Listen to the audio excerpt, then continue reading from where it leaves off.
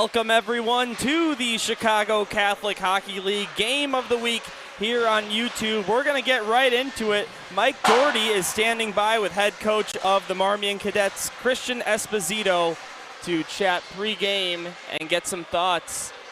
As whenever you are ready, take it away, Mike.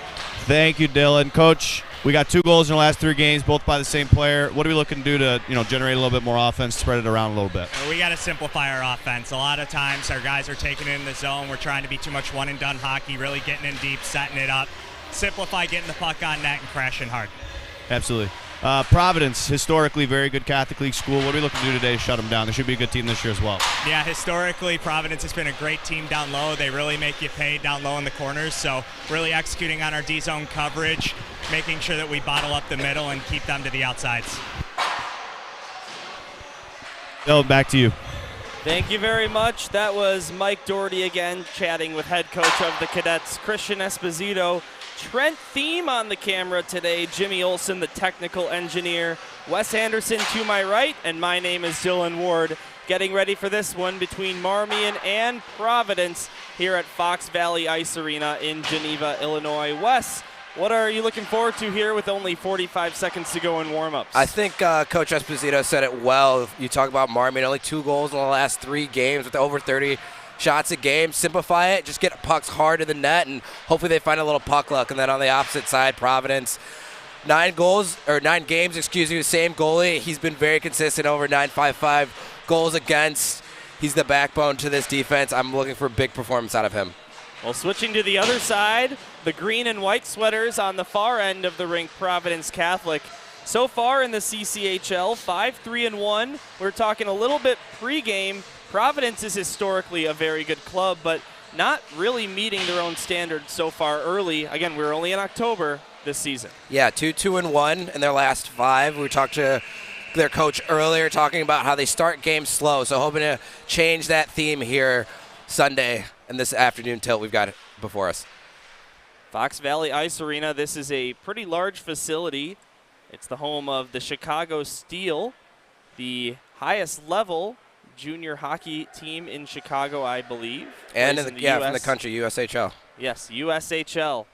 So, unfortunately, they've got a really nice rink over on the other side, but here we are on the smaller rink, and they're actually doing a little bit of construction. They've got all new boards and all new glass panels, but literally no seats. Well, I guess there's 3 rows of bleachers behind the net here on this side, but other than that, nowhere to sit, and that means nowhere for us to set up but here at the corner. But, it may not be a conventional broadcast spot for our crew, but it's going to provide some really unique and interesting camera angles. You said it perfectly. A little unconventional. Some construction going on where the normal bleachers are over there on the right side of the rink. So, we're going to have a great visual of the Marmion net and then Providence in the second period.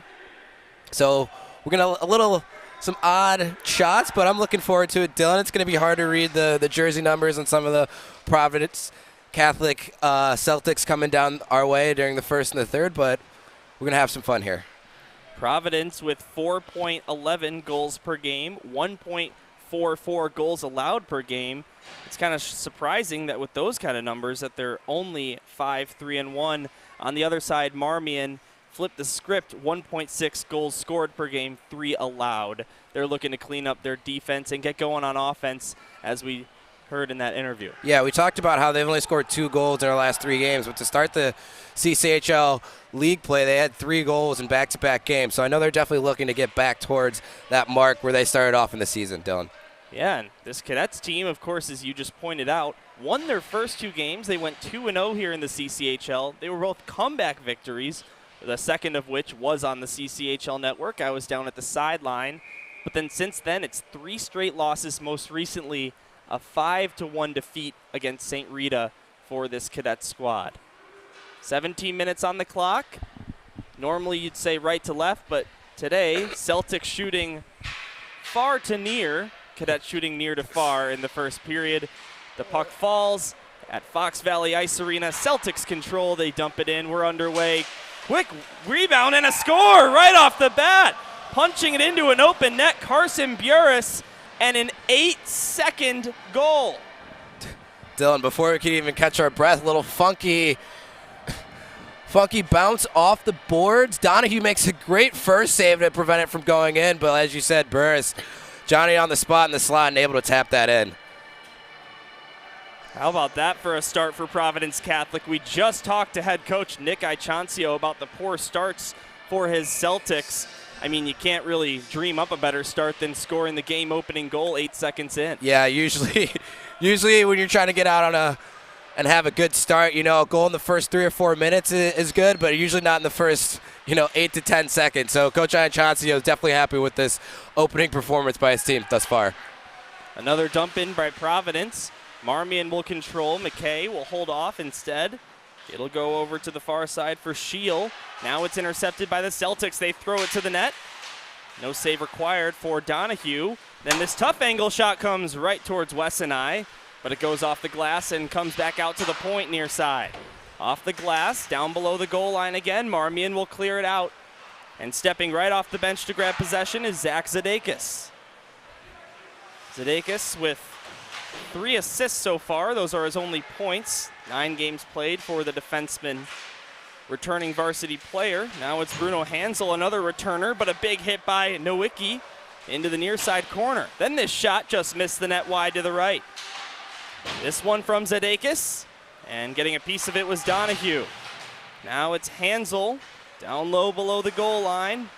Goes to the corner, and finally, Marmion will come out with it. They will be content with just dumping this down and change all 5. A minute 30 into this one. 1-0 to the Celtics. It was a goal 8 seconds in by Carson Burris. Now Marmion controls in the attacking end. It's shoved to the corner. Providence with a backhand clearing attempt. It's kept alive by the Cadets. Now at the far side half boards, Dempsey gets it down low. Zadakis gets a stick in there. Finally able to set this one out and trek forward. Ramos by his own bench. Now this puck deflects high. Looked like it touched the ceiling perhaps, but they will say play on. And it's down in Marmion's end now. Trey Howitz, he scored the overtime game winner in a game against Notre Dame right here on the CCHL network a few weeks back. Now for Providence, it's Burris, the goal scorer. It comes back out to the point, intercepted by Marmion. Cadets will control. This one sent all the way down and just barely will be an icing. 14:26 to go in period 1. Celtics up 1-0. Yeah, guys, really quick. You talk about, Coach Ichancio talked about getting a good start early in this game. What kind of things are you looking for when you're getting a good start? Getting pucks in deep and getting pucks on net. That's how they generated the first goal, and we've seen it already in the first 3 or 4 minutes here. They're crossing this red line, getting in deep, easy every single time. Marmion needs to try and shut them down at the red line right away. Trying to get it out there, the Cadets, but Providence keeps it alive possession-wise. Here's Oliver. Down below the goal line, Greco gets a hold of it, but it goes right to Schwartz for the Celtics. Now to the near side, right by our setup, Edgerton. Can't get it past the stick of Castleton. Now it's centered again. Nothing to show for it as Marmion will take over. Michael Greco. And this puck deflects out of play into the netting. Stopping action with 13:55 to go in the first. Mike, you talk about Coach Ichancio being happy with this start. Another thing he mentioned is keeping it simple. They're a hard-working team.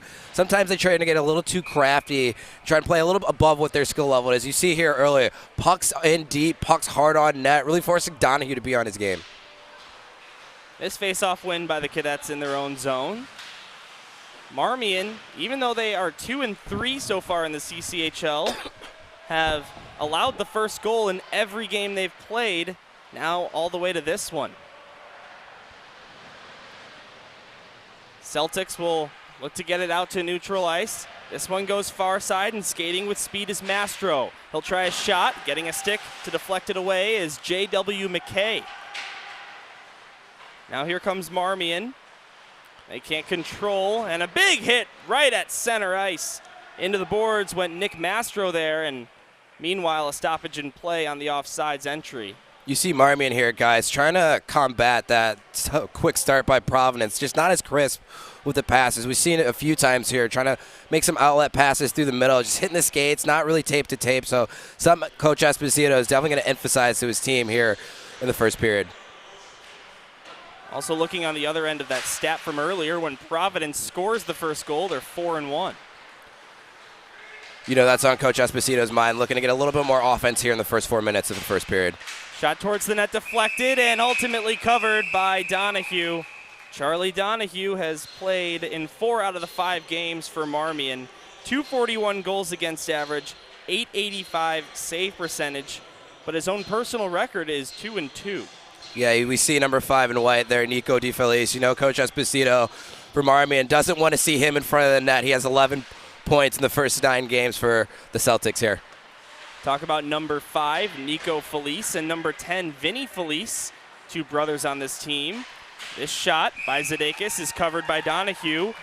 As a matter of fact, funny enough, there has only been 1 game out of the 9 the Providence Catholic Celtics have played where neither of the Felice brothers scored a goal. Yeah, and correct me if I'm wrong, that was against Notre Dame when they got shut out. So it's something that's pretty hard when those 2 brothers get going, the Felice brothers, to really shut them down. And I think that's really been the key to the Celtics' success so far here in the CCHL.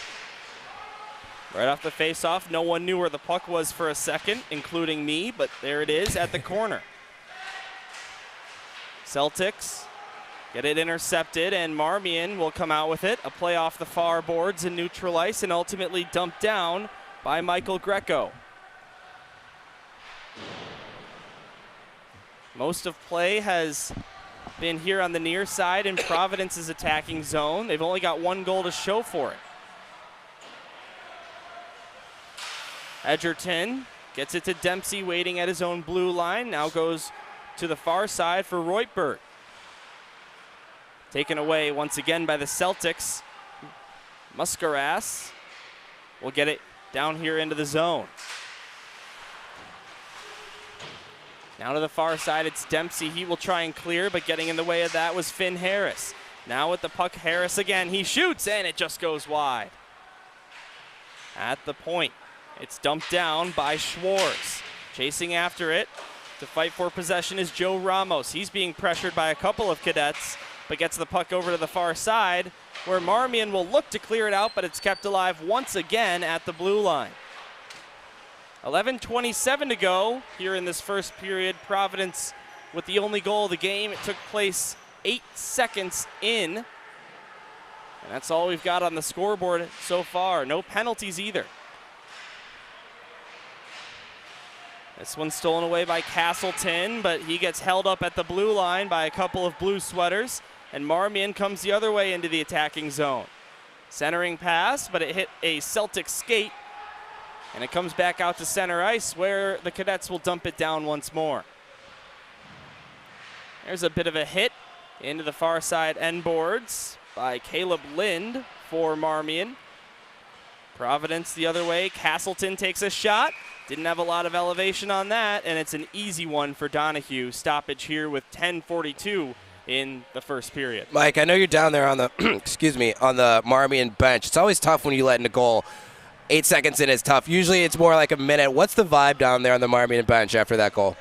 They actually seem okay. A lot of the guys weren't even settled into the bench when it went in. So I think the mentality is kind of like it's a 0-0 hockey game. Just play the game that we want to play. And when you look conversely to the start that Providence had, a lot of turnovers at the red line for Marmion. I think they need to fix that right away. Get pucks in just like Providence has been doing, to turn it on a little bit and get the puck in the offensive zone a little bit more. Back here in the Marmion zone once again. This shot stopped by Donahue. Didn't know where the rebound was. Now he's scrambling for it. The loose puck is found by Mastro. He comes here to the near side corner and now out to the point. This shot taken by Breyer was deflected and blocked ultimately. Providence still with it. Here's Gans. And the loose puck now goes below the goal line. Chasing in there to grab possession is Drake Thomas. Now it's Mastro again, being pressured by Gregory in the near side corner.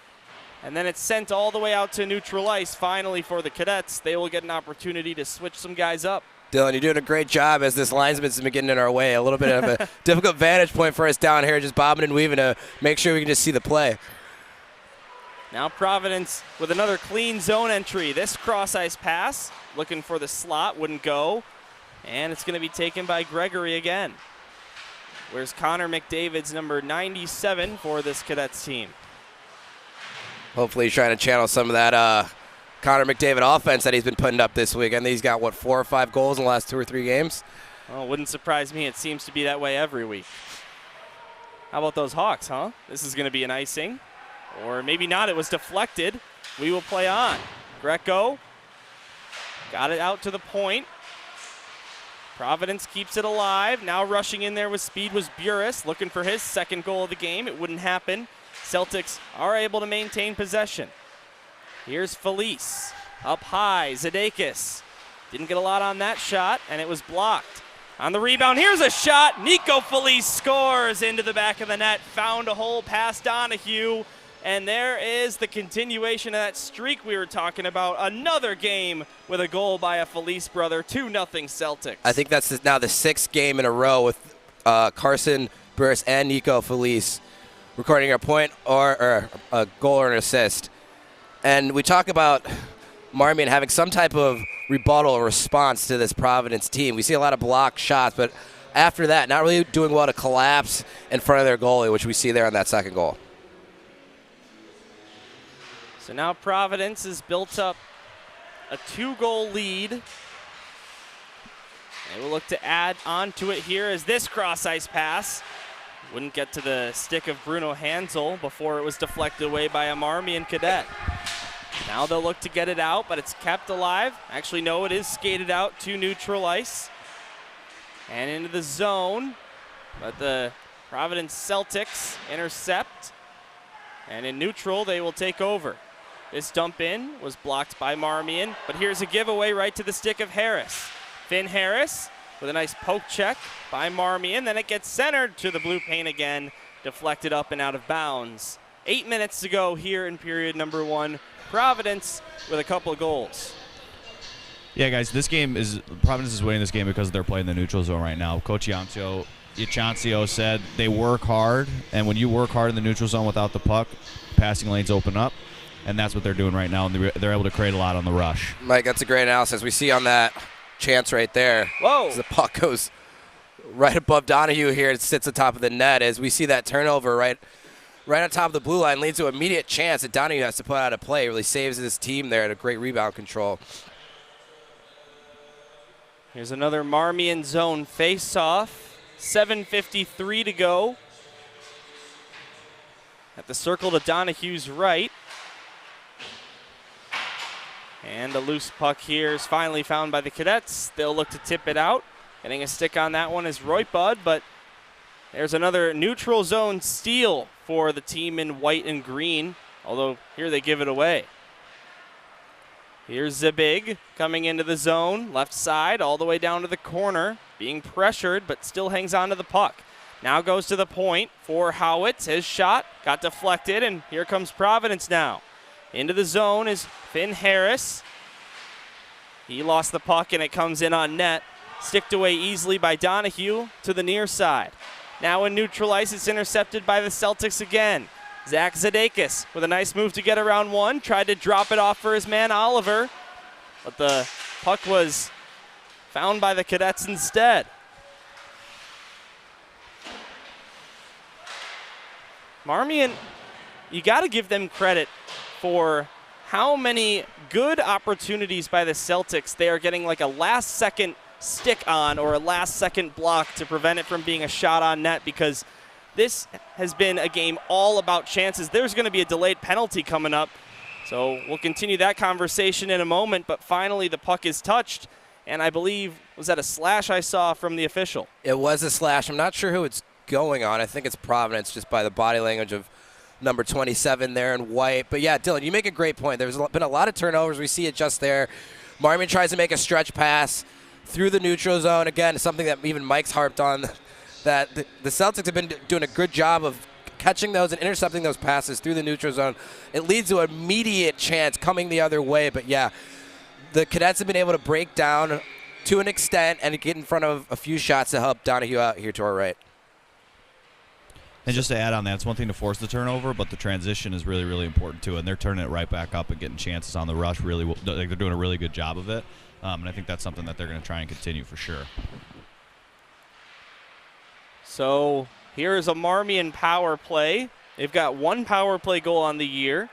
They've also got a shorthanded goal. Something interesting about special teams coming into this one as the Celtics clear it down is both these teams in CCHL play have exactly no more, no less than 1 power play goal each and 1 shorthanded goal each. You talk about the Blackhawks, who have been outstanding on the penalty kill. I think they have 3 or 4 shorthanded goals. It's usually not that common to have 2 teams who played less than 14 games combined to both have a shorthanded goal. So something to keep in mind of just how important special teams can be. Already 45 seconds wasted for the Cadets power play, but they'll look for another zone entry.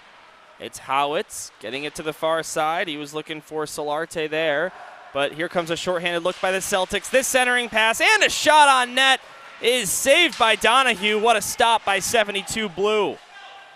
Yeah, great push coming right to left by Donahue. Couldn't see who that player was for the Celtics, but just got that rolling puck at the last minute, still forcing Donahue to make a great save. Here's a shot from a tough angle by Marmion, and there is a save from Andrew Pavich. Wes, I feel like that might be the first time I've said Pavich's name in the broadcast. I don't think you feel. I think that's the first shot, at least from my recollection, for the Cadets getting a shot on Pavich there. But something to keep in mind, it's tough for a goalie when you're almost 10 minutes or over 10 minutes here in the first period to keep your mind in the game a little bit. It can get a little, I shouldn't say boring, but it can be tough to stay engaged and stay really into the game when you haven't seen any rubber coming your way. No shots on goal posted here at the rink. Mike down at the benches, if it's possible for you to get a shot update sometime in the next couple of whistles, that'd be great. I'd be interested to know. Gonna make you earn your pay today, Mike. I got you, boys. Hold on a second. This face-off won by the Celtics. They will clear it down again into Marmion's own zone.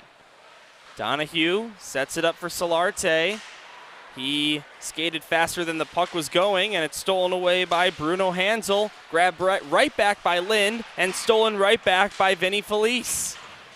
His brother Nico's got the second goal in this game. He'll try and score as well. Here's a backhand shot, and a save by Donahue, covering the near side post. We freeze with 4:53 to go and only 19 seconds to go in the Providence penalty. Guys, we talked to Coach Iachancio about Providence having slow starts, and you see they get these 2 goals, and that confidence just ramps right up. You don't often see on the penalty kill having almost a 2-on-1 deep in the offensive zone when you're down 1 man. Quick update. Shots are a bit lopsided. 19-3 in favor of Providence right now. Well, I can't say I'm surprised. The ice has heavily been tilted here on the near zone. And Donahue has been spectacular. That's kind of a bad break, or I shouldn't say kind of. It's a bad break on the first goal, and then just a shot through traffic on the second. So not a lot can be faulted to him here in the first period. 10 seconds to go. Providence has had 2 looks for shorthanded goals on this Marmion power play. And to be honest, 2 more good looks offensively than the Cadets did. The power play is now officially over, so Marmion goes 0 for 1, and the PK for the Celtics gets 1 for 1. Yeah, it almost looks like the Cadets are trying to pass their way past this neutral zone, and they've been having some issues hitting their players tape to tape. We'd like to see them drive a little bit. This shot and a tough rebound almost went right to the stick of Lucas Ducups, but Wes, go ahead. Sorry, yeah, I was trying to let you get that call in there. That turnover happened rather quickly in front of us. But you'd like to see the Cadets drive wide, force the Providence Catholic defensemen to turn their back and go to the net on Pavich down on the far end. This one goes to neutral ice. Marmion will change their forwards, or 2 defensemen and 1 forward, I should say. And the Celtics grab it back. Here comes Vinny Felice with speed, gets around 1, and gets a shot away from the slot. Donahue thought he had it, dropped it, and covered it before there was any harm done. We stop with 3:37 to go in period number 1. Celtics with a 2-0 lead, a goal 8 seconds into this game by the Celtics if you're joining us late. Donahue again with some great rebound control. He bobbled the shot, but not very much a great second chance. They're able to swallow it up pretty quick and get a face-off down to his right. Marmion only has one first-period goal through the 5 games that they've played so far. They've allowed 4. So only 5 goals for and against combined in the first period, which is an average of 1 per game. They'll look to change that statistic by getting one before the timeout. Here's Felice. He tried to center it, but it got in the way of a Marmion stick. And McKay will look to get it out, finding it and turning around for Marmion. But it goes to neutral ice, and the Celtics dump it right back in. Under 3 minutes to play now, first period. It comes outside the zone, so the Celtics going to have to tag up. As a matter of fact, it'll go out of play, a neutral zone faceoff coming up. Yeah, Mike commented on the shot discrepancy in between the Cadets and the Celtics here. And even if you're not going to get a lot of shots on goal from the Cadets side, even just having some zone time, trying to flip the ice, trying to have a little sustained pressure in there, maybe get in on the cycle, try and get the puck below the goal line. Even if it's not a shot on goal, it kind of gives a little bit more confidence to that Cadet offense. Let's just say Jimmy picked the right corner to set up. Jimmy the Wiz over here to our right. Whoa, here's a big hit into the end boards. That was Bruno Hansel taking down a Marmion Cadet. We don't have a number for, or a name number for, but there's going to be a penalty now. I saw an interference signal. By the way, that is Nowicki, the back end of that hit. Yeah, I think Bruno Hansel is going to go for interference here right after that hit that you're commenting on. But just comment on what a hockey name, Bruno Hansel. You know, I think that just rolls off the tongue pretty well. But yeah. A great opportunity here for the Cadets. We talked about trying to get a goal before the end of the period. They've got 2 minutes to set up their power play. Really try and flip the script, get a little bit more momentum in their favor here going into the first intermission. Not to mention he's got my lucky number on his jersey, 1-8. Oh, there we go. So that's why you got a little more enthusiastic when you threw that big hit there. All right, here is another power play for Marmion. Providence had 2 shots on goal while they were shorthanded, and they were both pretty decent scoring opportunities. This one leaks back out to neutral ice, and resetting are the Cadets. Greco gets this pass up to Gregory, but Felice got a stick in there, and the Celtics are able to control this puck. They'll try and clear, but it is kept alive. This shot from the right point by Trey Howitz goes on net, and Pavic makes a save. 2:01 to go here in the period, 1:30 in the power play. Something from the Celtics side there is Pavic not seeing a lot of rubber, but still out there on top of his crease, very confident. No rebounds here on this power kill, making it even easier for his team to kill this one off. Another face-off in the Celtics zone is won by Providence, but their clearing attempt is kept alive. Greco's shot saved by Pavic. There's 2 shots on goal for Marmion in the last 5 seconds elapsed of playing time. But the Celtics are able to grab it and clear it. Yeah, you like to see Greco there wait a little bit, get a little bit more traffic in front of Pavic, not rush that shot when you're on the power play here. Here's Gregory circling back. It's stolen away. Here's Vinny Felice on a partial breakaway. Backhand, forehand, and the save by Donahue. He will cover it up. There's another shorthanded opportunity for the Celtics, and it was a great one. Donahue with an absolutely incredible save there. As Jimmy's going to cue up the replay here. Felice there shakes him to the blocker side, and then almost tries to literally just gracefully put it in there on the glove side, but Donahue able to drag that left leg and get the toe on it to keep his team down 2-0. They got a shot away right off the faceoff too. That was off the stick of Aiden Castleton, but it wouldn't go. Now this is going to be sent in by Noah Oliver.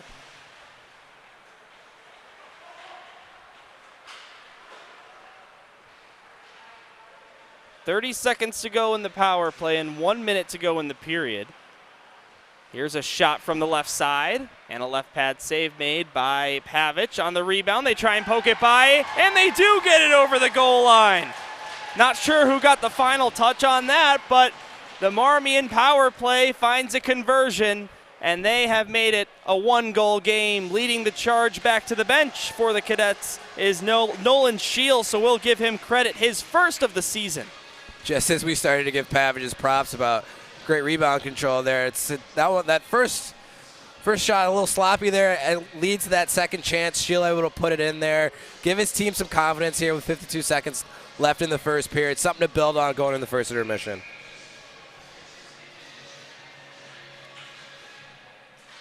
Back underway, 50 seconds to go. Now a 2-1 game.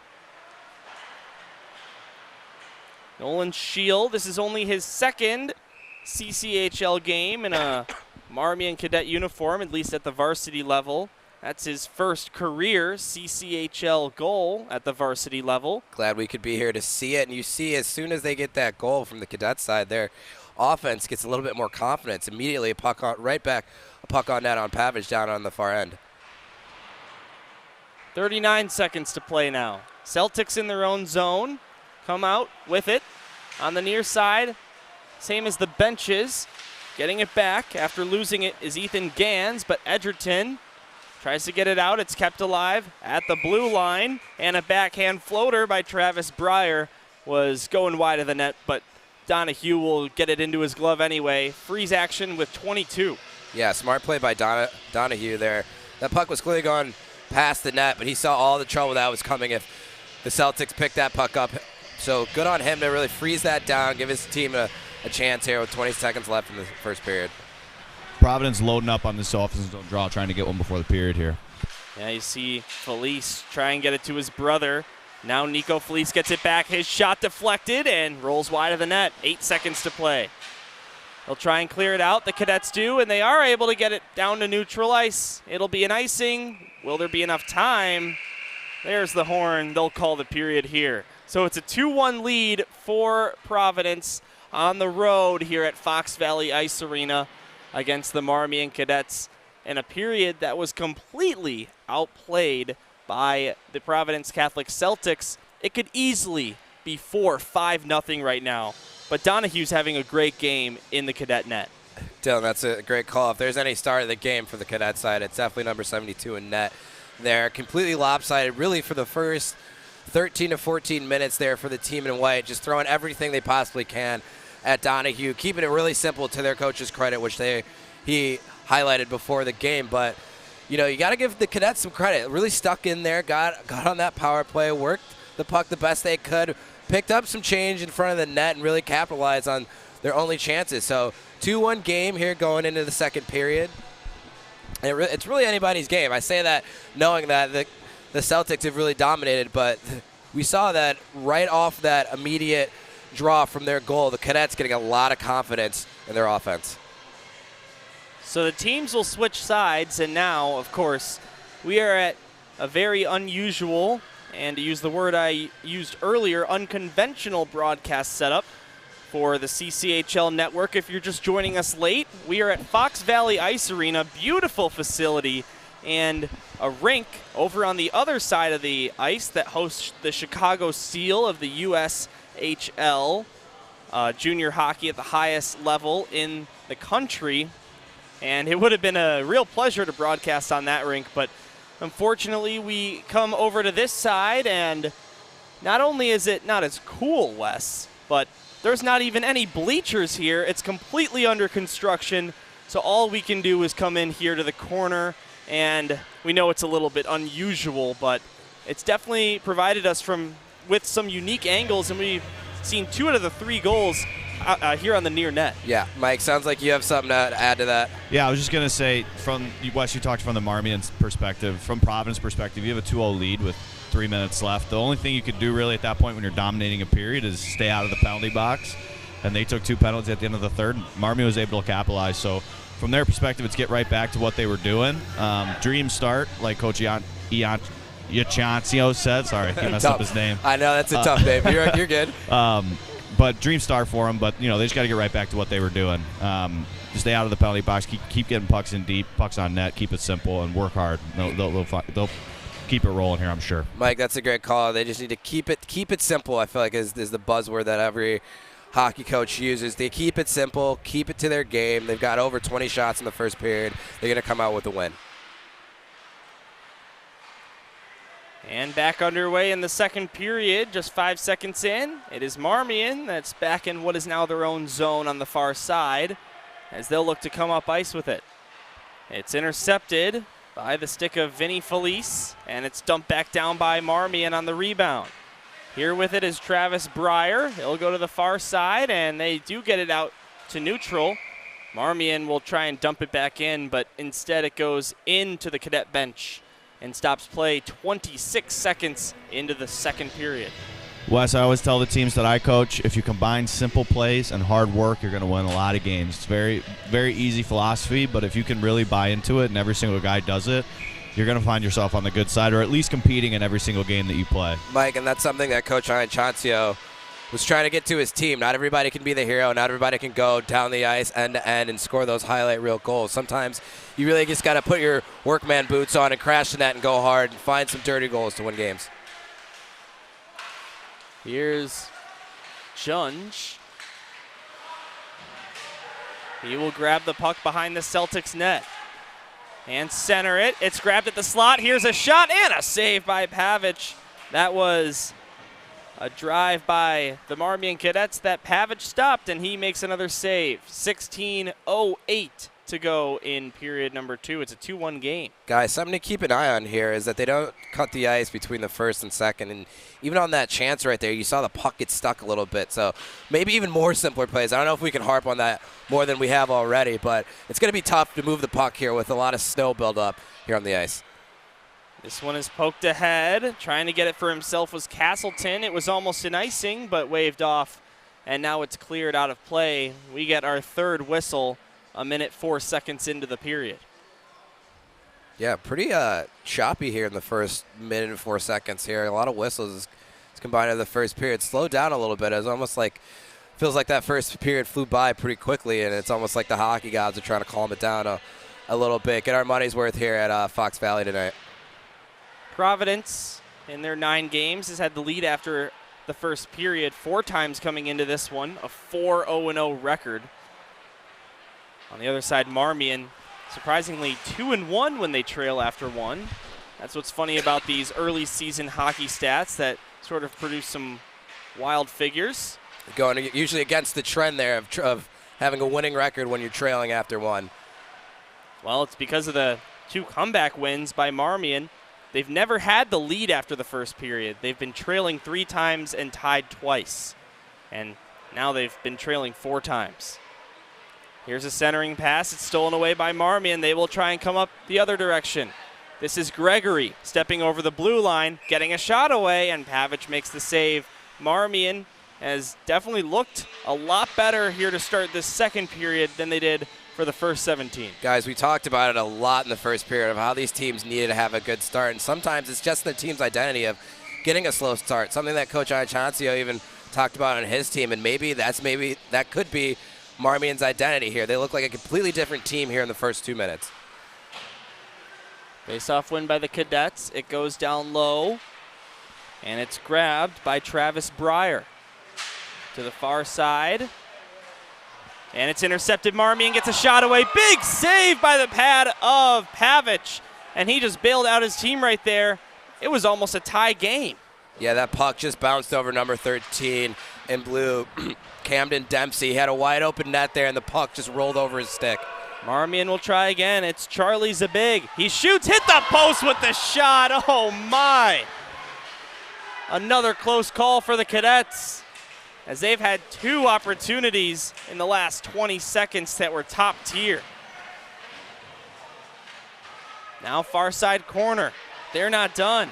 Zabig tried to get it to his backhand. He could not. Keeping it alive is Gregory while he takes a hit. Now Zabig racing in there, but it is cleared out of there by Providence. And it won't go far enough for icing. Boy, Wes, that puck really slowed down, to go back to your point earlier. Yeah, she almost got away with a hook there. Here's a shot and another post, this time the crossbar. Scheel almost with his second goal of the game and slams his stick on the ice surface in frustration. Boy, our cameras must have had a good look at that. Guys, it's literally night and day, this Marmion team, in terms of their play in the first and second. Pavage here to our right has been stellar. A few shots have rang off the post, but a few great left pad saves to keep his team ahead. And I was just, sorry, Dylan, I was just ahead. going to say the huge shift in energy on this Marmion bench. A lot more belief, a lot more energy. We all know, having watched a lot of high school games, energy and momentum is huge in these games, and they have all of it right now. Let's see if they can capitalize and tie this up here. Yeah, Mike, something that you harp on is that change in momentum, something that's not even at the high school level, but even at the NHL. If they get a goal and all of a sudden that belief starts to feel a little bit better, that confidence starts to build, and we see that here with the Cadets. Here's Felice trying for his second goal of the game. His shot goes wide. And a big rebound off the end boards. It's all the way back at the left point. Poked ahead by the Cadets. Here they come at the near side. A hit eluded there by Lombardo, but it's grabbed instead by Zadakis and floated back towards the blue paint. Pavich will catch it underhand and stop action with 13 flat in period number 2. It's 2-1 Providence. The Celtics got the first couple. Marmion with the most recent. All goals in the game were in the first period. Oh, yeah, something to small detail for Marmion. You see them, they're shooting off the pad of Pavich, trying to create that second chance, except for that last shot by Scheel where he was really looking to pick that top left corner. They've been pretty good about generating that second chance, something that we talked to Coach Esposito about earlier, something that him and Mike discussed pregame of trying to generate more second chance opportunities, something that we see here in the second period. Marmion wins this face-off. They will get it down below the goal line and behind the net now with the puck. A couple of guys from each team. Ultimately, Lombardo on the far side gets pinned up against the boards. And Providence will look to get it out. It's kept in for a moment, but ultimately out and all the way down. This should be an icing. And the Cadets will grab it just before it goes over the goal line, so we will keep on playing. Here's a giveaway. Finn Harris with the puck for the Celtics. It goes behind the net. They try and clear it out. It's kept alive at the point by Schwartz. I'll go down below the goal line again with it. And finally Marmion able to get it out, but Celtics are still able to keep possession of this puck. They will dump it in, and that is an icing. 12-11 to go. Face-off coming here to the near end in the Celtic zone. We talk about Marmion of looking like a completely different team here in the second period. Even their forecheck in the neutral zone right there, how aggressive they are on these Providence defensemen, forcing them into that and taking that icing. You really see their speed and their confidence and agility has been completely different here in the first 5 minutes. And Wes, I call that jam, right? Like getting on your toes, taking time and space away from the defenseman, forcing a lot of turnovers, and that's exactly what they're doing. They're doing a really, really good job of it right now, and they're generating chances too, which is even better. Here's Junge. It's stolen away by the Celtics, and the Cadets get it back. Junge with it again, but it's grabbed away once more by Travis Breyer. He will go out to neutral ice for Noah Oliver. No relation to assistant coach Kevin Oliver, by the way. Marmion steals it away. Here's Grano. Taken away, and here's a big hit in neutral ice as Nico Felice gets slammed into the boards by Caleb Lind. Yeah, Dylan, you'd like to see Grano there take the D-man wide there, really force him to turn his feet and go hard to the net there. Instead, right there, he tries to go inside, outside, a little turnover, and you see the puck going back the other way. Now down in Marmion's end. They'll play with the puck. We've got 11:15 to go in the second period. They'll try and bring it out. Providence stuffing them in neutral ice. And they will have a rush here, potentially. Ethan Gans with the puck. He will get it below the goal line. Now with it is Nick Mastro. And loose puck sitting there in the corner. Who's going to grab clear possession of it as they keep on fighting for it? Marmion tips it out. It's kept alive at the point. Now another battle for possession. It goes down below the goal line, and grabbing it, throwing it to the slot is Providence. And I'm not sure if the save was made, if Donahue got a piece. Me and you are over here ducking to see if that puck's getting on net, Dylan. It's pretty hard from our vantage point. Marmion gets it out to neutral ice and clears it off the glass that separates the bench. While they come in off sides, a couple of the fans here by our broadcasting area don't agree, but the puck will come out to neutral with 10:23 to go in the second. Dylan, you're talking about it hitting off the glass. Mike, I'm not sure what bench you're on, but it looked like it hit the inside of that right glass for the Providence bench. Thought that should have got called down, but Yeah, I think it hit this rubber piece. I thought they were going to blow it dead, but offside would have been the same thing. But yeah, I think it hit that rubber piece or some sort of stanchion over here because that was a weird bounce off the wall. something that you're kind of glad that got called down for offside. Didn't want a goal to lead to potentially a missed call by the refs. This shot took a deflection, but making the save, as it didn't have a lot of elevation, was Pavic. Now here's a touch pass, setting it up for Gregory. But getting a stick on that is Benjamin Schwartz. Now Nico Felice sticks the puck ahead for himself. Then he grabs it. Avoids offsides here, so Marmion able to take it away. It's Gregory.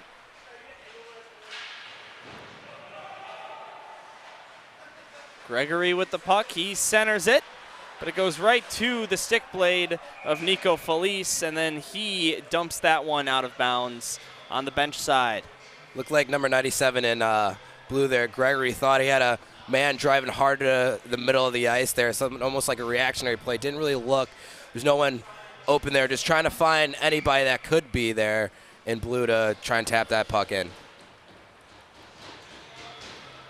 Face off at the dot to Pavic's left. It's won by Marmion. This shot maybe got a piece of Pavic or went wide. And then on the far side, Marmion keeps it alive. Comes to the near corner. And a backhander by Ducups. Wouldn't clear the zone. Marmion gets it back deep. Now it's Bruno Hansel with it. Neutral ice. He tried to poke that one ahead of one man. He did, but then wasn't able to catch up to his puck before Marmion was. Now there's a big hit, and that's going to be a penalty. Joey Nowicki just drilled one of the Providence Catholic Celtics. That was Bruno Hansel. That was a pretty tough-looking hit, but it's good to see Hansel get to his skates, appearing to be unharmed. Yeah, kind of an awkward fall there, right where the boards turn. Almost wonder if somebody's skate got stuck in that sideboard over there. A very awkward call. Refs are right on it. Good call.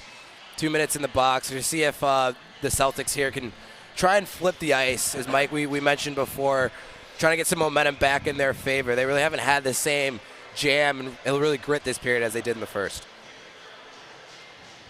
So after Marmion had 2 power plays in the first period, successful on one of those, it's the Celtics' turn for a man up.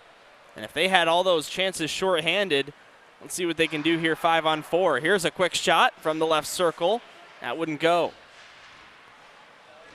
Another shot from the same place, and another one, and all 3 of them were not goals. Now it's kept alive right point. Zadakis over to the near side for Vinny Felice, and that one-timer just went wide of the net. And diving on top of it after it hit the end boards and came right back to his blue paint was Donahue. Guys, we know Coach Esposito for the Marmion Cadets is definitely going to have to go to the whiteboard here. You had Nico Felice wide open in the slot there, just missed on tapping that in past Donahue. An adjustment that they're going to have to make here for the rest of this penalty kill, excuse me. 1:33 to go on Providence's first power play of the game. They win the face-off. Here's Zadakis on the right side, over to the near side. Winding up and firing one is Travis Breyer. Looked like that got blocked in front. Breyer gets it again. This time he'll make a pass. It goes to Vinny Felice. Now Breyer, one more time left point. Over to the right side for Zadakis. Now Breyer again shoots, and another block. Kept alive one more time by the Celtics. Zadakis shoots, and the save is made right at the MA logo on Donahue's jersey. Something to highlight here with Providence. You can see how confident they are on this power play. Not rushing the puck, really getting in their sets, trying to find that good shot, not overthinking anything, not trying to try too hard to get to the puck to the net, really forcing the Marmion Cadets to turn and really defend hard here on this penalty kill.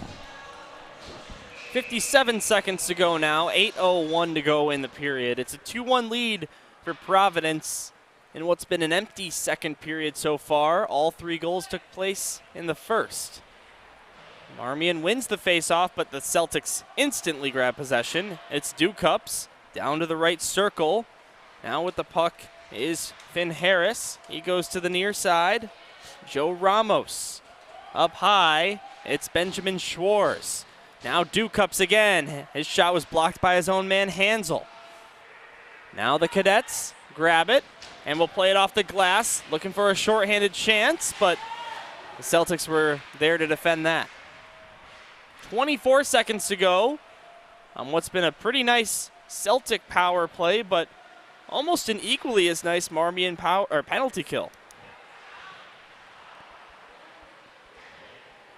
10 more seconds on the man advantage. Here's Hansel below the goal line.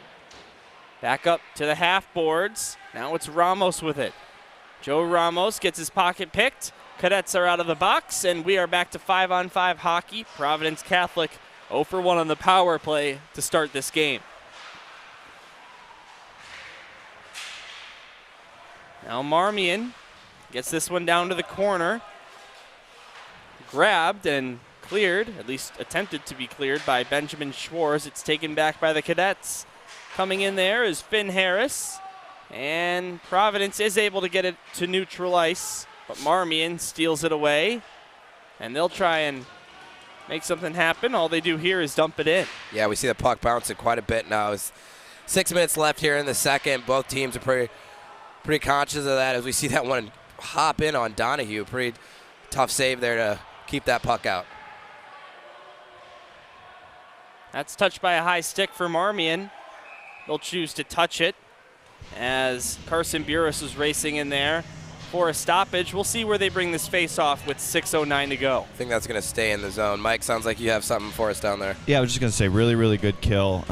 Coaching at this level last year, I found the last 10 minutes of the second period is really where you win or lose a lot of hockey games. Kids can sometimes get sleepy thinking about going back to that locker room and make some mistakes. So that was a huge kill for them at the in this last 10 minutes. Aside from the first minute or 30 seconds that first shift, they didn't really generate much. So you can build a little bit of momentum and see if you can generate something here at the end of this period. Here's a chance right and close. Stopped on the first try. On the rebound, the backhander by Castleton was also saved. Donahue with a couple clutch ones. Now it's Dewcups. His pass is taken away by the Marmion side. They will look to get it out. Now racing into the zone, partially free was Solarte, but his shot he fanned on. Dylan, we saw right as Solarte went to shoot that, the puck rolled on his stick, and which forced the puck to really miss wide. Didn't look like he was really aiming that far wide, but the puck really kind of fumbled on his stick there and really forced the puck to miss the net. It's not a ball, it's a disc. Yeah.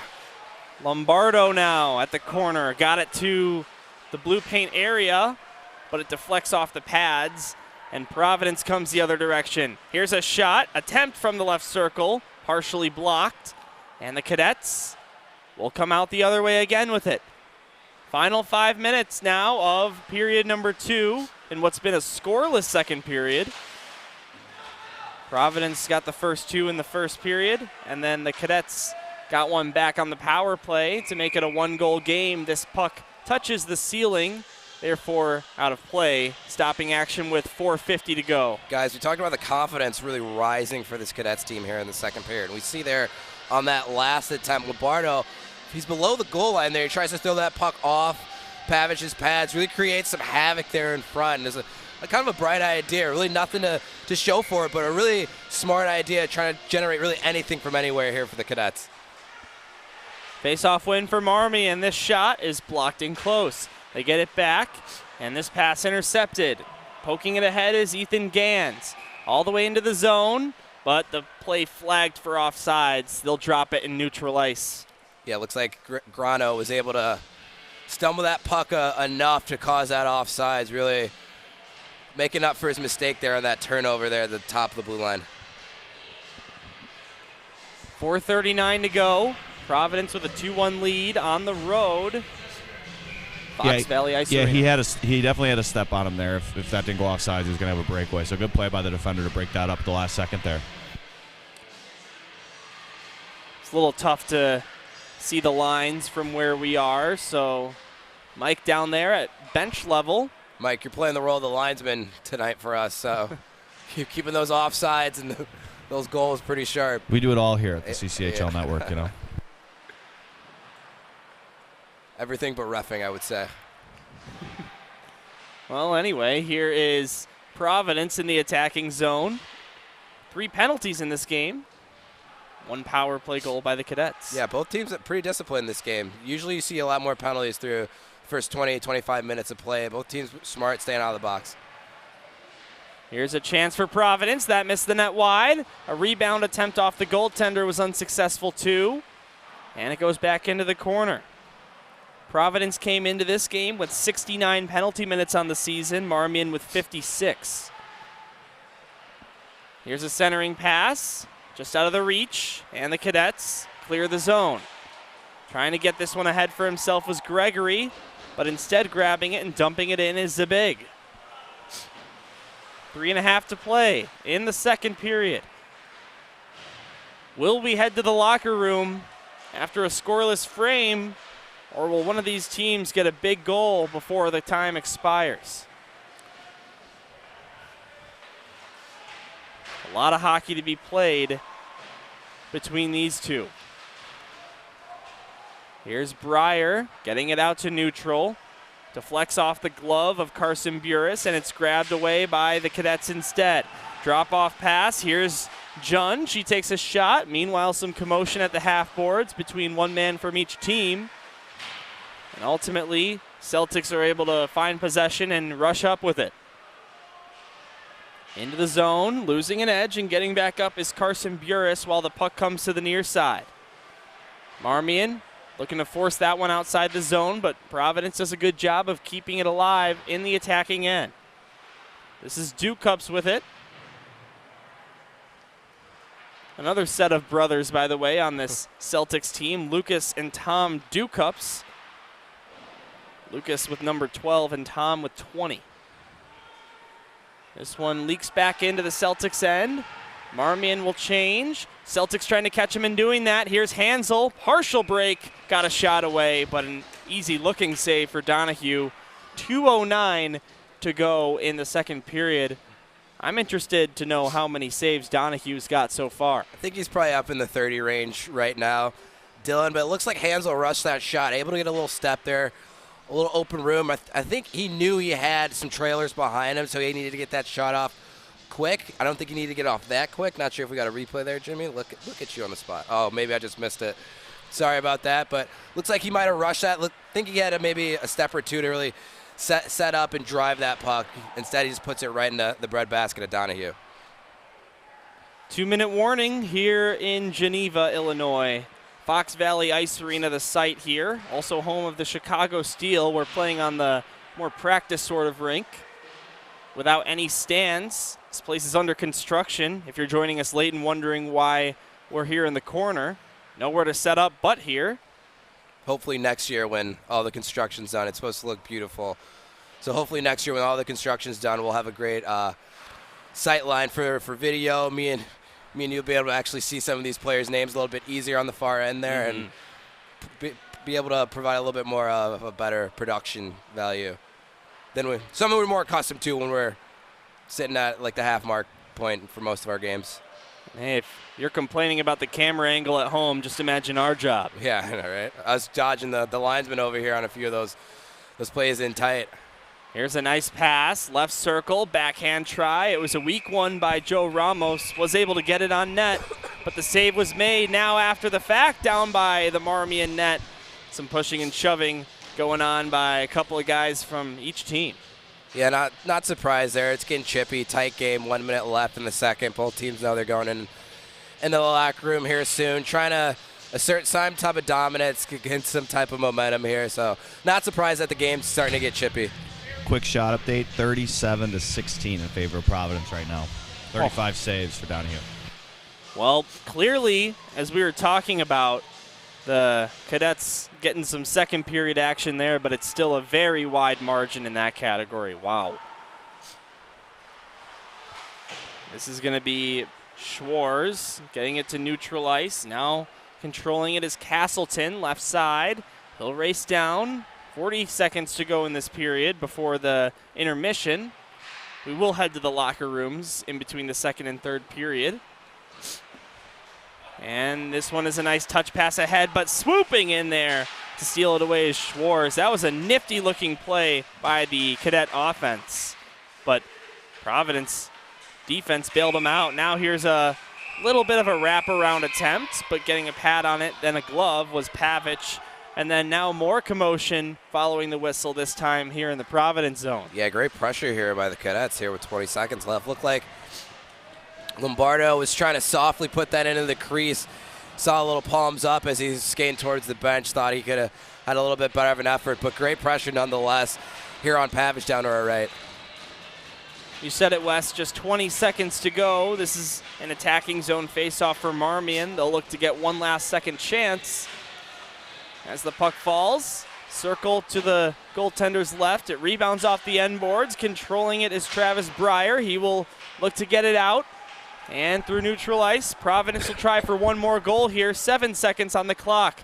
This pass to the left point for Nico Felice, and it goes behind the net. And that's how the period comes to an end. Clock hits 0, horn sounds, and we are done with the first 2/3 of this game. Both sides will head off the ice and go into their locker room, and we will take a break on the CCHL network. But before we go, just wanted to gather some thoughts from each of you guys. It's been such a lopsided game in all aspects, I should say, by Providence. But it's a close game, and this is a strange sport. As you guys both know very well, it just takes one shot, and Marmion is that one shot away.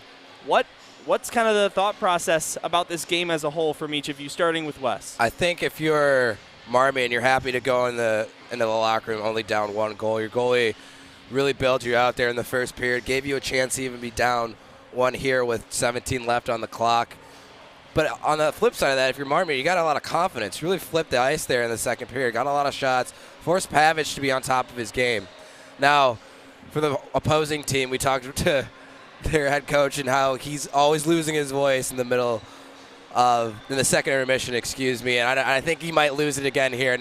Wouldn't be too happy with that second period. Knows they need to play a complete game, and he knows they just really need to get back to what they were doing in the first period. Mike, any thoughts? I 100% agree with Wes. I think Marmion's really happy to be taking this game to the third at down 1 goal. And I think they should have a lot of confidence too. You know, they dominated the first half of that second period, so they know what they need to do in order to have success offensively against this team. It's just trying to find consistency in that. And for Marmion, or for Providence now, you're coming out of this locker room going into the third. The mentality is we're going to do the exact same thing we did in the first period. Come out with a lot of energy, with a lot of speed through the neutral zone, forcing turnovers as much as we can, and forcing transition plays back into them. And if they do that, they're going to find a lot of success. But they weren't doing that in the second period. They were trying to get fancy, like Coach Iachancio was saying before the game. They got to get pucks in deep and do what works for them and not try and force things that don't. So I think that it's really open. I think either team can take it at this point, but it'll depend on which team's able to make those adjustments and get back to what they were doing that worked. All right, well, we will mute our mics, but stay right here on air on YouTube at the CCHL Network. Enjoy some highlights from the first couple of periods. Will Marmion come back and win their third game via comeback of the season, or will Providence hang on? Find out shortly.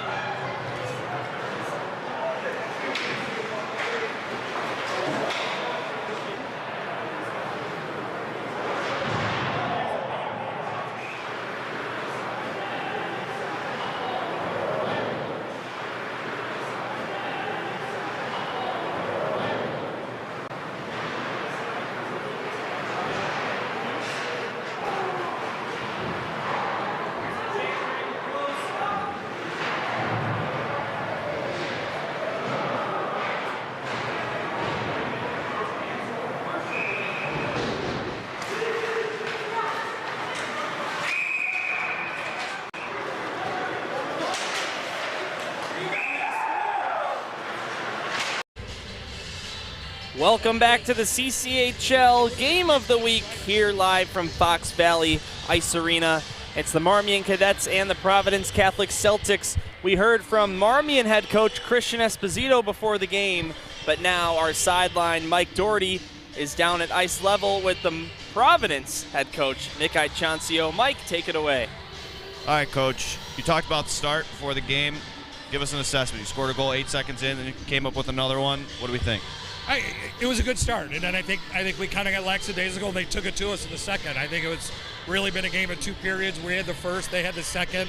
You know, we've talked about getting off to a good start again, about getting pucks deep and making sure we're winning our shifts. So, you know, we're going to see. We need to start ascending. We can't keep going, you know, good shift, bad shift, good shift. So we're striving for a little consistency here. But it starts in our own end. We got to get pucks out, and then we got to get to the net. And the Felice brothers are guys that we've been calling their name a lot. What do you see from them? How are you looking for them to contribute here in the third?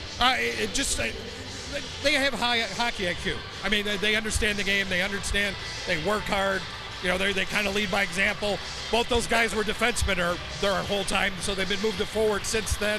We've put them on the same line the last couple weeks, and it's been pretty good results. Awesome. Thanks, Coach. Good luck in the third. Well, the teams have taken the ice.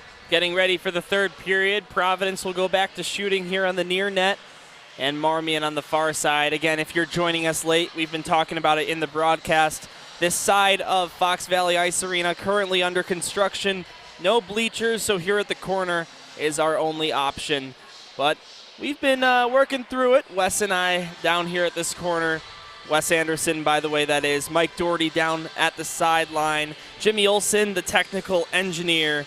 And Trent Thiem on camera. My name is Dylan Ward. It's been a fun game so far, and we touched about it at the very end of the second period. Marmion could very easily find a way to tie this game up in spite of being outplayed.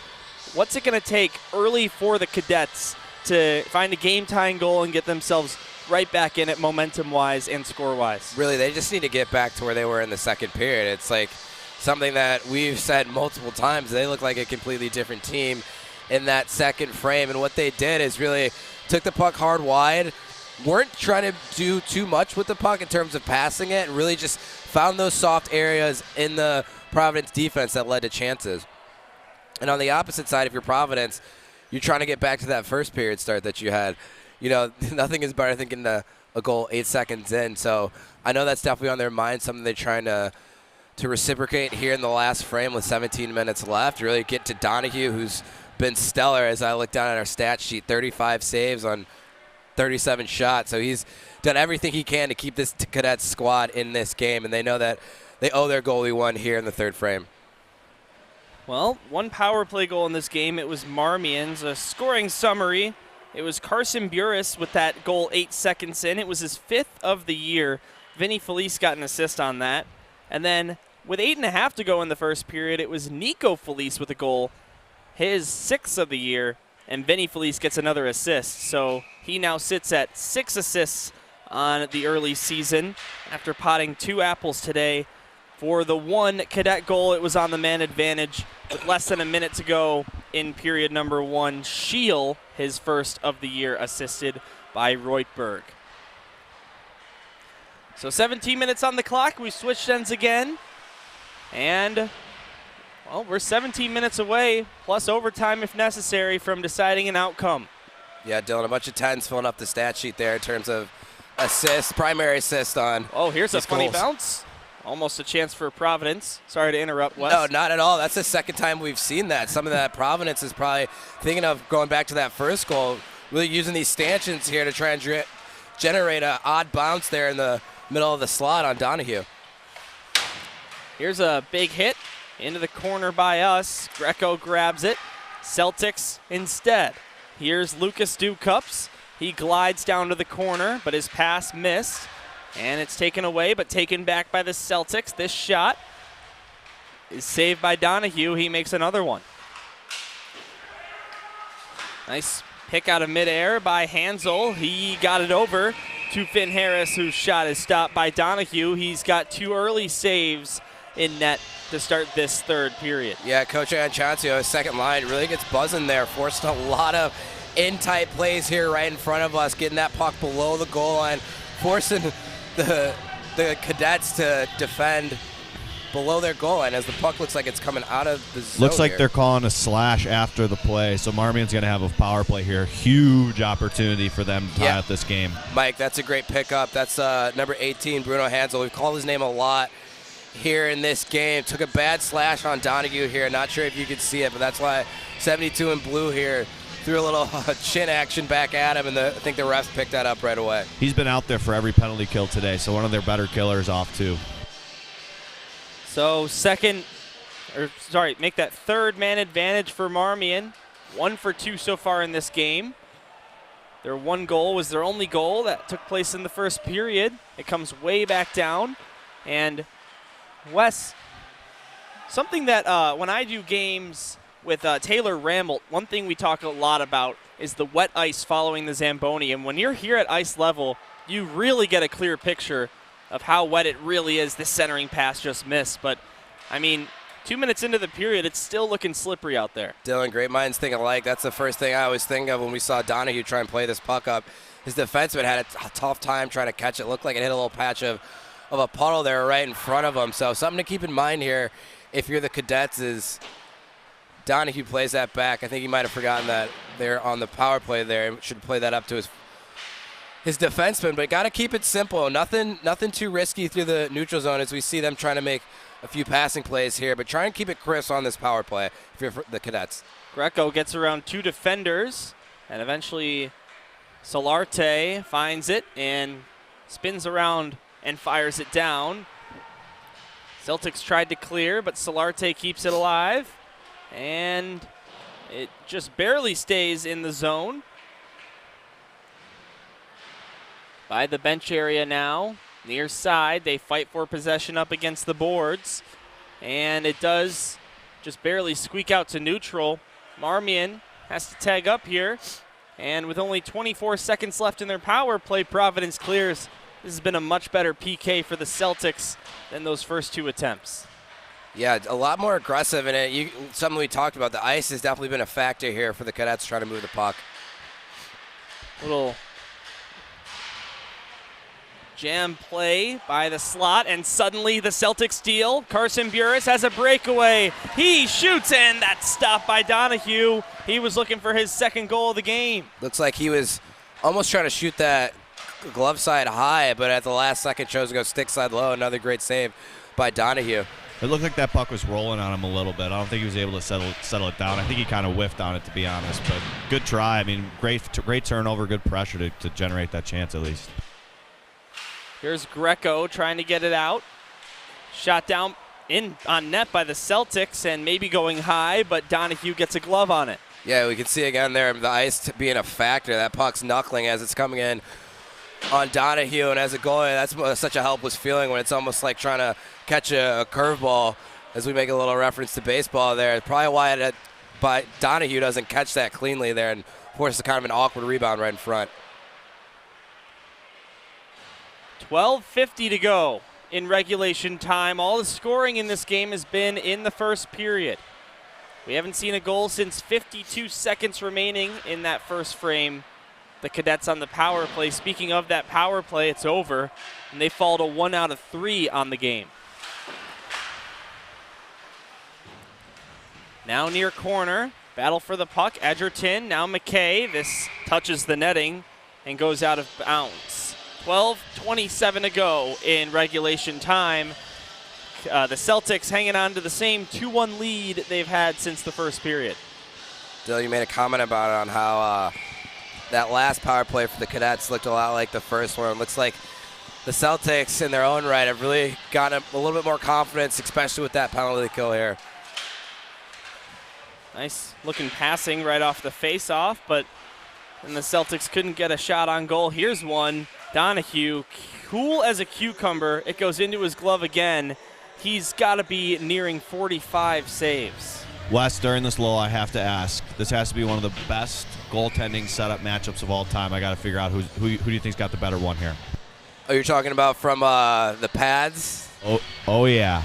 I gotta from a goalie say, perspective. I gotta give it to Donahue just because he matches his team's colors a little bit. He's got the custom straps too, the 72, but that's not to say Pavic isn't his setup's not any worse. He's got the nice Bowers over there with the sock graphic, which is a custom design. So yeah, to your credit, usually something that I'd pick up, the goalie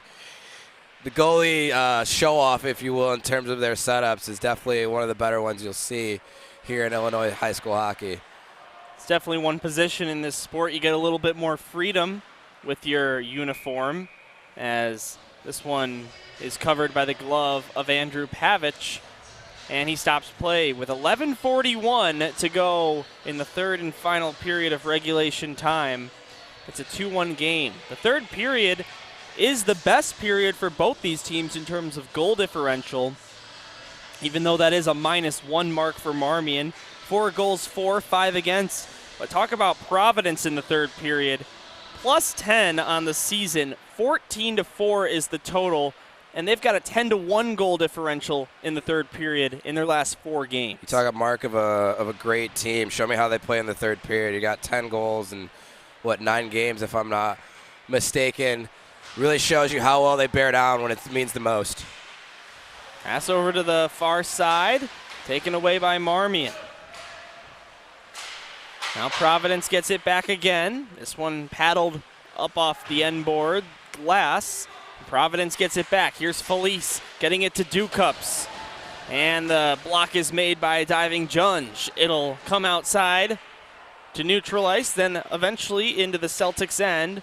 Marmion will look to make something happen here while both teams got a change in. Celtics steal it.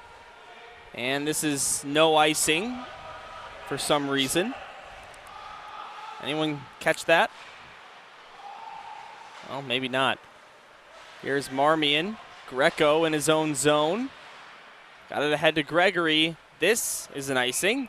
It'll be against Marmion. Face-off will come back here on the near end with 10.5 to play. Dylan, as you're coming on these icings, I think that first one that was coming back towards the Marmion end looked like the ref might have saw that a Providence or a Marmion player had touched it. From our vantage point, it didn't look like it, but that's tough from the ref on the back end trying to see that, as we have a face-off here to Donahue's right. It's Marmion's 6th game of the regular season. It's only their 2nd home game. They lost their first 5-1 to the Fenwick Friars.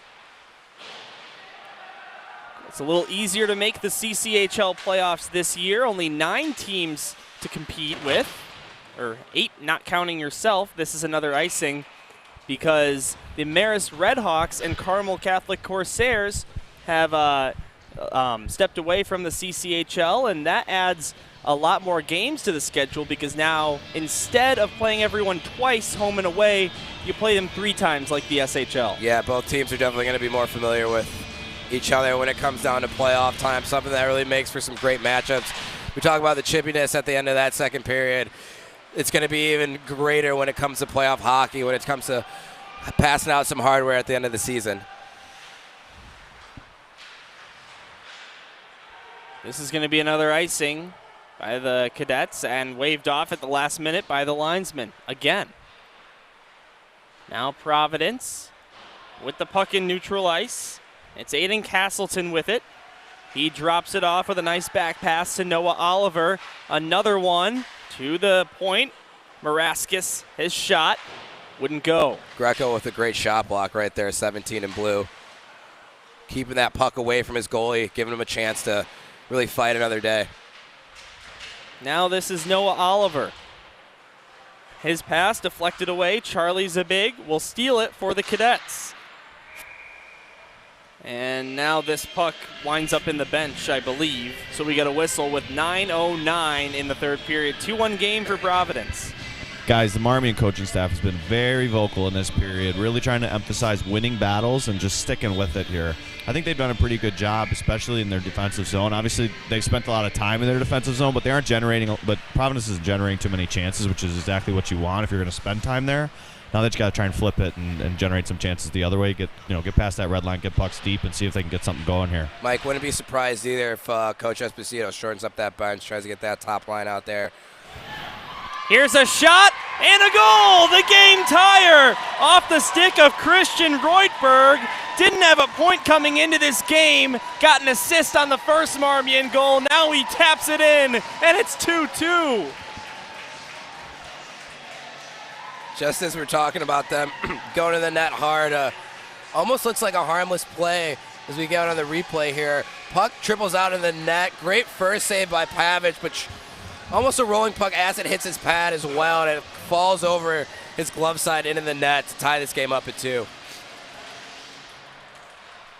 Nice little shout out to Jimmy the Wiz there, queuing that up, making it easier for me, so thank you, my man. Brand new hockey game here in Fox Valley, all even 2-2. The Cadets come back again. That is the 3rd time this season they've been able to tie a game down by 2 goals, and both other times they've won the game ultimately. And an absolutely crucial 2 minutes here after that goal. Obviously, you know, polar opposite emotion, feeling of emotion from these teams. So how you respond is really, really important. Providence obviously wants to get back to the offensive zone play, and Marmion wants to try to capitalize by getting pucks deep and see if you can score another one here and take the lead. I mean, I hear them on the bench. They're saying we're not done yet, so they're going to try and get another here quick. But this next 2 minutes is really, really important on how they're able to respond.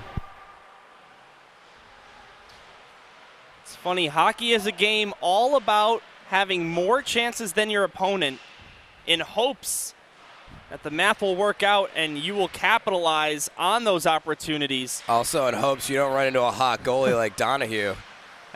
You took the words right out of my mouth, Wes. As the Celtics try and take the lead back. Here's a pass over to the far side, but it missed by Carson Burris. Burris, scorer of that goal that took place 8 seconds in. That game-tying goal by the Cadets is the first of this game since the first period. Now with the puck at the point is Schwarz. He takes a shot. It pinballs around a couple of bodies before it missed the net. Puck takes a funny hop off the stanchion, and the Cadets will get this one down. This should be an icing, and there's the whistle. 7.5 to go. It's a 2-2 game. Marmion with 2 unanswered to tie it up. Mike, you make a great point of those crucial 2 minutes after getting a goal, and what does Coach Iachancio do first shift after that goal? Top line of Felice, and Burris, and they generate a ton of scoring chances there. I think only one shot actually hit the net, but they were all over this Cadets defense here right after that goal. So now Providence, this one leaks back to Donahue's net. He will make another save, one of his easier ones of the night, but should get credit. Now it goes to the point again. This one's tipped on its way. Bruno Hansel got a stick on it, but it wasn't enough. Donahue lets it fall into his glove. He freezes time with 7:14 on the clock. And Dylan, I just want to echo something that you said a minute ago here about how the game can be broken down to how many chances you're able to generate. I can break it down even more on how many battles you win. And the Marmion coaches have been preaching that since the beginning of this game, and they've done a really good job winning a lot of battles. So that's why they're in the position they're in. They just need to continue to do that. Well said. I mean, this has been a great game played by both teams. Either one equally as deserving of a victory, in my opinion. But still very up in the air now. All square with 2 on the board for each team. Now, Wes, maybe you wanted a penalty there. It's Zadakis. I'm not sure what that arm was. I might be saying that. No, it looked like a little bit of a trip, but we're going to play on here. Now it's sent back out to neutral ice. Providence needs to tag up. Marmion will change, and the Celtics dump it down to the corner. Playing it off the boards is Nowicki. He circles behind his own net, and will dump this all the way down. Waiting is Gregory at the blue line. Right wing, put on the brakes and tried to cross it to the slot, but there was nobody there waiting for the puck, and Providence is able to clear this one rolling on end, and it comes right to the slot area back here at the Marmion zone, and getting in there to steal it away were the Cadets. Now here is a shot by Zabig coming down the right wing and trying to sneak it by short side, but staying up to the task was Pavic, who has had a pretty good game in net so far, as you alluded to, Mike, but less saves than Donahue over here. Guys, something that's I think is noticeably different for the Cadets is these outlet passes. We see Nowicki right there using the boards as the 6th forward, passing it off that center line area and hitting his man to give him a good chance in there, 2-on-1.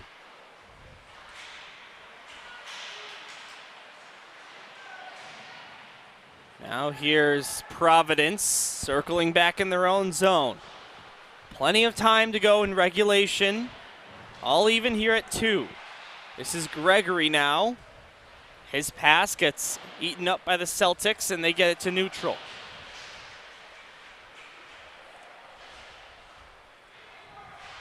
Another 2-2 game late in regulation on the CCHL network.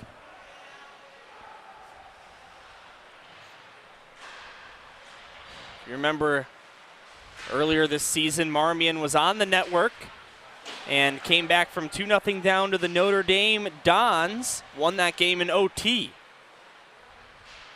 Here's a nice move entering the zone. Getting in there is Scheel. He's got a goal tonight already, but stealing the puck away are the Celtics. Maybe trying to draw a tripping penalty there is Vinny Felice. He's not going to get one. Actually, he is on the delayed call. He shoots and hit the crossbar. Oh my goodness, that's the 3rd post we've seen so far of this game. It's a delayed penalty, so Celtics have an empty net and 6 attackers, and they don't rule Marmion has possession yet. That'll do it. And the whistle sounds. The Celtics are going to get a power play off a penalty drawn by Vinny Felice. Tripping is the call, and it'll be their 2nd man advantage of the night in crucial time here, less than 5 minutes to go.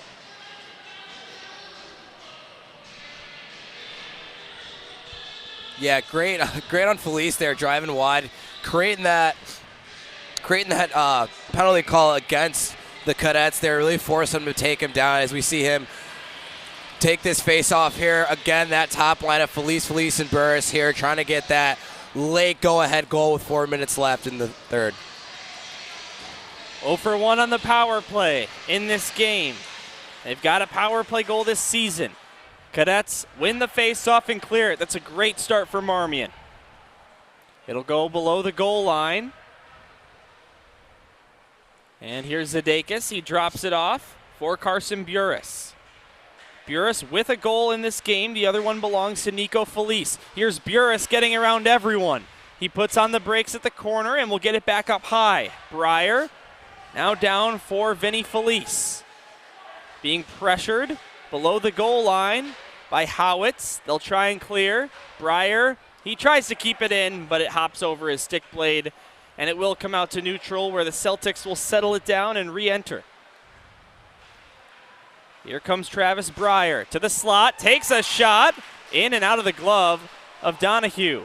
Now a nice move by Zadakis, getting it back to Nico Felice. Shot and a block and a clear by the Marmion Cadets. 1 minute to go. Celtics are really trying to favor number 5 in white. He's been buzzing all night. Every chance they get, they're throwing it to him. Cadets have done a great job of getting in front of those shots, really helping out their goaltender when they can.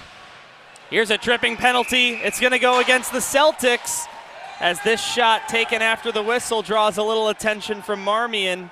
That was off the stick of Tom Ducups, but just like that, the Providence power play is erased. So we're going to have 46 seconds of 4-on-4 hockey, followed by another 44 seconds of a Marmion power play. So this really flips the script. It really does, Dylan. It looks like number 3 in blue, Trey Howitz, was pretty hot there after that penalty against number 18 in white. Not sure what that was all about, Mike, but maybe you can give us some insight on that. Well, he shot the puck after the whistle. That's why they went crazy. But you want to talk about momentum shifts. I mean, this 3rd has been absolutely insane, and these penalties are doing it right now. But huge opportunity. I mean, huge break for Marmion after a great kill. But, I mean, games won or lost in the last 3.5, 4 minutes of the game. So, it should be fun to see what happens here. Yeah, if we talk about our National Hockey League team that we cheer for here in Chicago, that we're talking about losing the game in the last 3 minutes, both times we've seen them take either a bad penalty or make a bad play in their defensive zone, which has led them to lose their last 2 games. Well, more specifically, happens at the highest level, happens here. It's all the same. Same game here. Dylan, you say Taze. I didn't want to call out number 19 in in white. But, yeah, he made two bad plays, one in the defensive zone against the Oilers and then a bad penalty against the Sabres, which really led them to lose those last 2 games. Well, anyway, 4-on-4. It'll be 4-on-4 again if we head to overtime here in the CCHL. Sort of unique OT rules in the Catholic League. We'll get to that if we need to. But 4-on-4 for the time being. Here's Gregory into the zone. 2 minutes and 46 seconds to go in regulation with no team in the lead.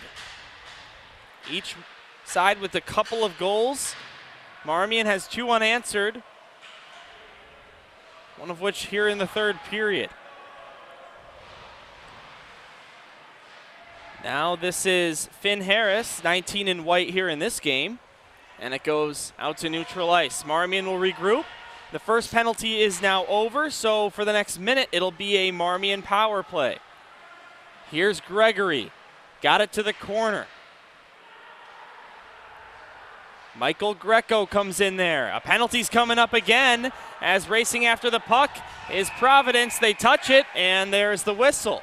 So I must have not seen that call because I wasn't sure what it was, but based on that whistle, it looks like it's going to be against Providence. There was a trip in front. I saw the player go down. Like you said, Dylan, it was hard to see exactly what happened. It looks like it's going to go against number 5, Nico Felice, one of their top players, and Marmion's going to have about 40 minutes of 5-on-3 here in the last 2 minutes as Coach Esposito takes his time out to talk things over with his group. Don't blame him. Now would be the time to take it here in a tied game. It's going to be 41 seconds of 5-on-3 hockey, followed by another minute 20 of power play time for the Cadets. Marmion's going to be with a man up for really the rest of regulation time. And you said it, Wes, a timeout called here by Providence. And I know Mike is down there on the bench, maybe getting some insight. I'm not sure. We'll check in after the teams split up.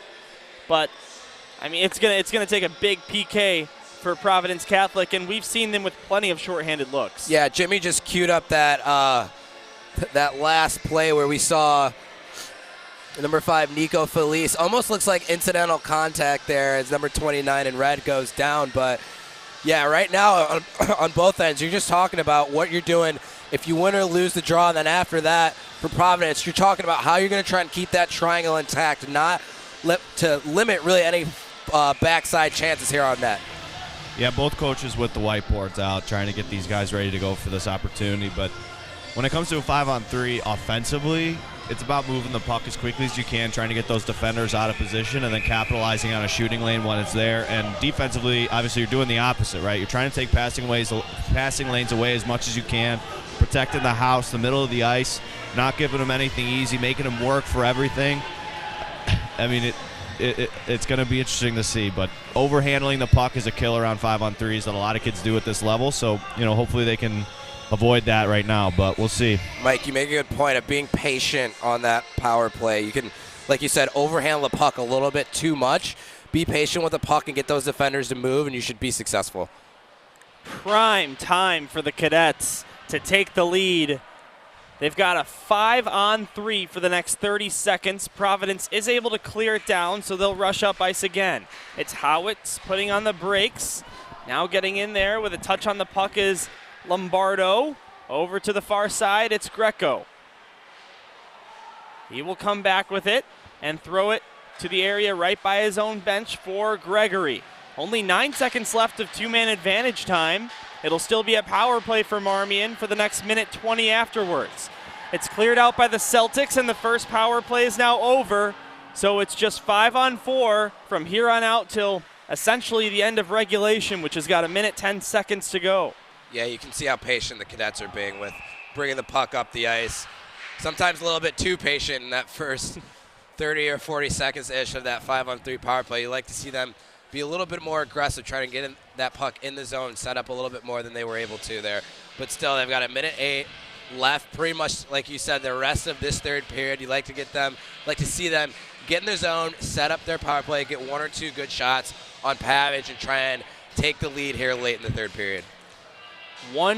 out of 4 on the power play in this game so far. Looking to make it 2 out of 5 and find a lead. They take possession again.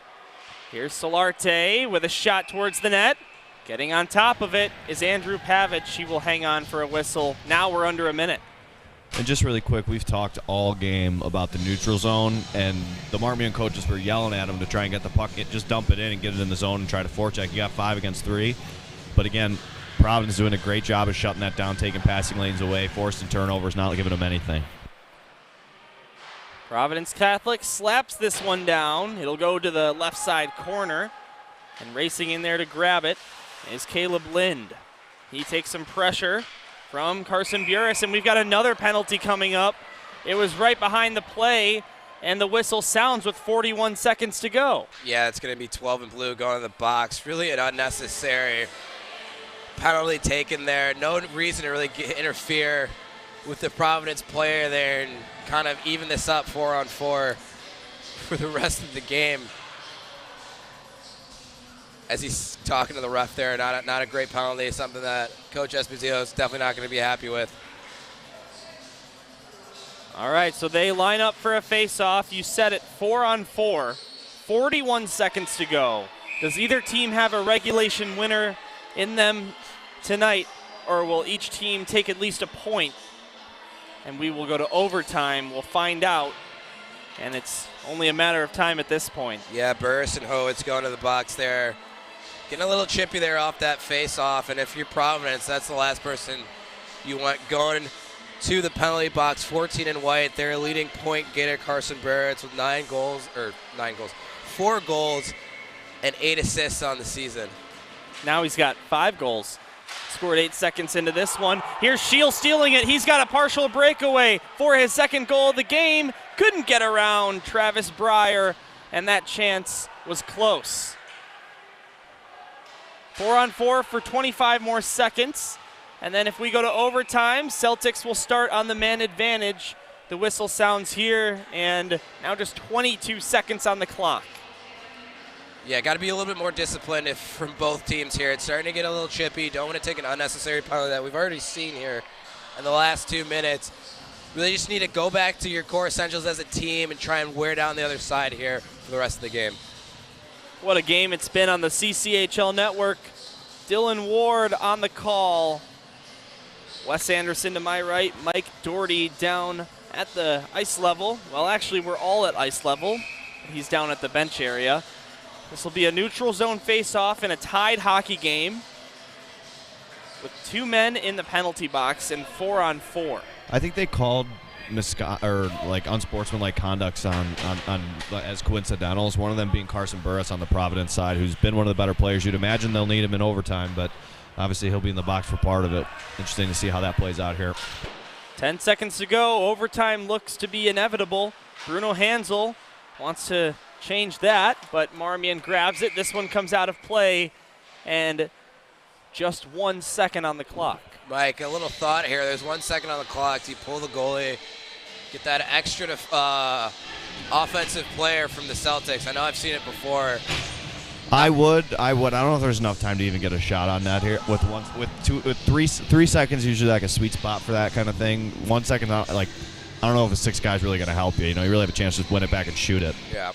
Nico Felice will desperately try to, and to no one's surprise, we are going to overtime. 2-2 the score after 51 minutes of regulation action, and it was Providence with the first 2 goals, Marmion with the 2 most recent, and we're going to go to overtime. So just to refresh you all on the unique CCHL OT rules, it'll be 4 minutes, not 5, of 4-on-4 hockey. And if there's no score, the game will end in a tie. No shootouts here in the Catholic League. One thing that sort of intrigues me, though, is with the 4-on-4 and a penalty on the board, do you go to 4-on-3? They go to That's what I would think. They'll go to 4-on-3. Expect to see 5 and 10 in white out there for the Celtics to try and end this game before that 4 minutes is up. Something that Coach Iachancio is definitely detailing right now. I wouldn't even be surprised if they get an offensive zone face-off. He takes a timeout to try and give that top unit a breather to end it even quicker. But on the opposite side, Coach Esposito, they're really going to lean on number 72 in blue, who they've really leaned on all night. Over 40 saves to this point, maybe even closer to 50. Don't know the exact shot total, but they're going to look to him to be huge here. Your goalie always has to be your best pounding killer, and he has been great all night. So they've got 5 minutes on the clock, so maybe someone didn't get the memo. I was doing sideline down at the Notre Dame game a couple weeks ago, and the referees, that game went to overtime. They came up to me to ask for a refresher on what the rules are. Oh, I see. I always thought it was 5 minutes, Dylan, so you might be the only one in the building who knows the actual rules. I always thought it was 3-on-3 for 5 minutes, then a shootout. So that's the SHL. The CCHL might just do it a little bit differently.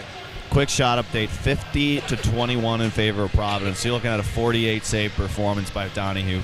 Pretty great Sunday, I'd say. And I gotta say, every time I've seen Donahue play, he's been spectacular. Me and Max Anderson did a game here last year where he put up a similar save total. So for the last 2 years, the Cadets have really leaned on him to be great, and he has not let them down tonight. Officially, in the rule book of CCHL play, we go to the long change. They don't always do that, but we're underway. 4-on-3 power play for Providence. Next goal wins. Here they try to go right off the bat, but diving out was Nico Felice and wasn't able to pick it up. Out to the slot, now right circle. Turning around, looking over his options. Nico Felice goes to Zidakis. Now to the left side circle. It's Vinny Felice with it. Zidakis one more time at the slot. Now to Felice again. He shoots, he scores! Game over. Providence wins it. Nico Felice gets his second goal of the game, and the Celtics win it 3-2 here in Geneva and are undefeated in their last 2 games. Yeah, we see there Donahue guessing a little bit. It's pretty tough when you've got a lot more space in terms of the forwards there. Number 5 in white has all the time in the world there to really pick his spot, and he does, and beats Donahue there to end the game. But great performance from both ends. Pavic was spectacular. Donahue was spectacular. And another great game on the CCHL network, Dylan. And it's been nothing short of a pleasure to do it with you, Wes. We did a couple of games last year, but our first fixture on the same game here this afternoon, and it was a bit of a long drive for me. Oh, it was a long drive for myself as well, coming from the West Loop of Chicago, but it's always a pleasure to see you and Mike down here, and that we finally got our first game in the season. I know there's many more waiting for us down the line, so it's good to see you and Jimmy here in Aurora. So the comeback Cadets get a point out of this one by erasing a 2-0 deficit, but it is the Celtics that get the game winner and the win. They will advance to 6-3-1 on the CCHL season. Marmion falls to 2-3-1 and now is at 5 points in 6 games played. Yeah, honestly, a great comeback by the Cadets. Really thought the game might get out of hand there in the first couple of minutes of the first period, but great by them to bounce back here in this game. All right, so Celtics will head back to their locker room. We are going to send it down to Mike as he will talk to a player. I'm guessing it's going to be the overtime scorer. Yeah, it looks like he's down over there on the ice trying to get it filtered out. He's pointing to one of the players. Looks like they're coming back on the ice, and we'll get coached to as well. Looks like it's number 5, the goal scorer of the game-winning goal scorer, number 5, Nico Felice. Let's take it down to Mike right now. Also his second of the game. All right, guys, thank you. Nico, big game winner in overtime. What were we seeing? What were we thinking going to that one? We just had the power play at the end there, 4-on-3. Just trying to get some chances, get some shots on net. It was a good goaltender, so just get some good chances, and eventually they'll fall. Up 2-0 in this game. They come back, tie it. What's the feeling on the bench after that goal? Any worry? You guys composed? Fine? What are you thinking? When you get up like that, you just think that we got him, and then you just let up, and then that's what we've been doing. We got to play more consistently, play good in the first, and then we just let up in the second. So we just got to play more consistent. You guys have won 2 in a row. Looking forward, what's the focus move? You guys feel confident moving after this game? What was that? You guys have won 2 in a row. But looking forward now, what's the focus to continue this streak and continue playing well? yeah, we just got to keep doing the simple things. Like, we're a type of team that, like, gets the puck in deep and just forechecks their D, and then they cough the puck up and then get it to our D, get shots through. We just got to create chances and score on them. Absolutely. Thanks, Nico. Good job, buddy.